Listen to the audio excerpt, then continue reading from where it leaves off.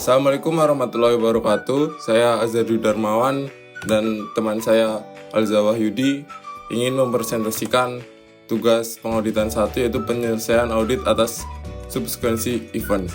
Yang pertama yaitu latar belakang. PT Makmur Sejahtera sedang diaudit laporan keuangannya untuk tahun yang berakhir pada 31 Desember 2024. Proses audit masih berlangsung sampai tanggal 20 Februari 2025, tanggal rencana otorisasi laporan keuangan oleh manajemen. Selama periode tersebut, terjadi beberapa peristiwa yang dapat mempengaruhi laporan keuangan. Peristiwa ke-1 yaitu pada 10 Januari 2025, salah satu pelanggan utama dinyatakan pailit. Piutang usaha kepada pelanggan tersebut sebesar 500 juta yang telah diakui dalam laporan keuangan per 31 Desember 2024. Peristiwa kedua yaitu pada tanggal 15 Januari 2025, terjadi kebakaran di salah satu gudang perusahaan. Persediaan di gudang tersebut senilai 800 juta rupiah rusak total.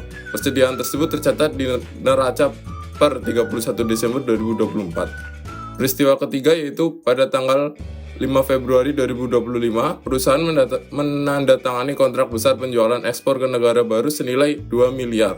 Penjualan ini akan dimulai bulan Maret 2025. Klasifikasi dari masing-masing peristiwa. Peristiwa pertama merupakan kasus adjusting event.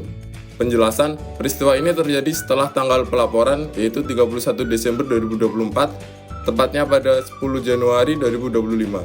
Tapi yang perlu dicatat, kondisi yang menyebabkan peristiwa ini yakni kesulitan keuangan pelanggan sudah terjadi sebelum akhir tahun. Saat laporan keuangan ditutup, si pelanggan ini sebenarnya sudah bermasalah keuangannya, cuma belum resmi dinyatakan pailit. Jadi, pailitnya di bulan Januari itu cuma mengonfirmasi bahwa piutang 500 juta itu kemungkinan besar tidak akan tertagih. Peristiwa kedua merupakan kasus non-adjusting event. Penjelasan, kebakaran terjadi pada 15 Januari 2025. Setelah laporan keuangan ditutup, persediaan senilai 800 juta yang rusak memang masih tercatat di neraca per 31 Desember. Tapi kejadian kebakaran itu sendiri adalah peristiwa baru dan tidak disebabkan oleh kondisi yang sudah ada sebelumnya. Meskipun persediaan rusak, laporan keuangan tetap tidak perlu diubah, karena pada 31 Desember gudang dan isinya masih utuh.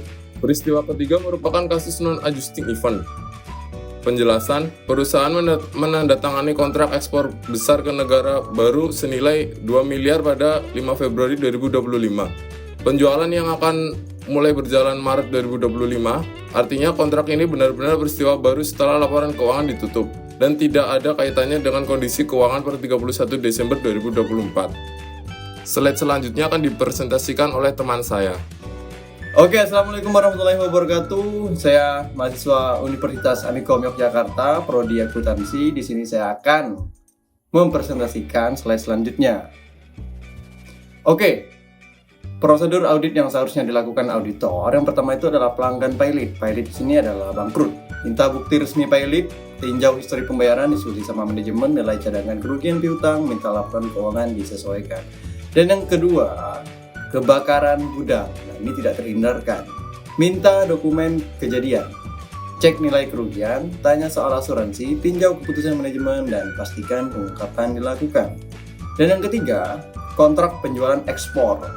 Minta salinan kontrak, diskusi sama manajemen, tinjau materialnya, pastikan ada pengungkapan, pastikan pengungkapan cukup jelas dan jujur. Oke, kita akan masuk slide selanjutnya. Nah, di sini ada contoh kasus ya, peristiwa yang memerlukan pengungkapan di catatan atas laporan keuangan. Peristiwa yang pertama, pada tanggal 10 Januari 2025, salah satu pelanggan utama perusahaan dinyatakan pailit berdasarkan putusan pengadilan. Piutang usaha kepada pelanggan tersebut sebesar 500 juta rupiah. Telah tercatat dalam laporan keuangan per 31 Desember 2024. Karena peristiwa ini mencerminkan kondisi yang telah ada sebelum tanggal pelaporan, perusahaan telah melakukan penyesuaian atas piutang tersebut dalam laporan keuangan. Informasi ini diungkapkan untuk memberikan gambaran menyeluruh mengenai risiko piutang usaha yang signifikan. Nah, ada beberapa peristiwa lagi. Peristiwa yang memerlukan pengungkapan di catatan atas laporan keuangan. Peristiwa yang kedua, pada tanggal 15 Januari 2025 terjadi kebakaran di salah satu gudang milik perusahaan yang menyebabkan kerusakan total atas persediaan barang senilai 800 juta rupiah. Persediaan tersebut masih tercatat dalam neraca per 31 Desember 2024. Peristiwa ini tidak mencerminkan kondisi keuangan pada tanggal pelaporan dan oleh karena itu tidak memerlukan penyesuaian terhadap laporan keuangan. Namun, mengingat nilai kerugiannya yang signifikan, manajemen memutuskan untuk mengungkapkan informasi ini demi transparansi kepada pengguna laporan keuangan. Perusahaan sedang dalam proses klaim asuransi atas kerugian tersebut.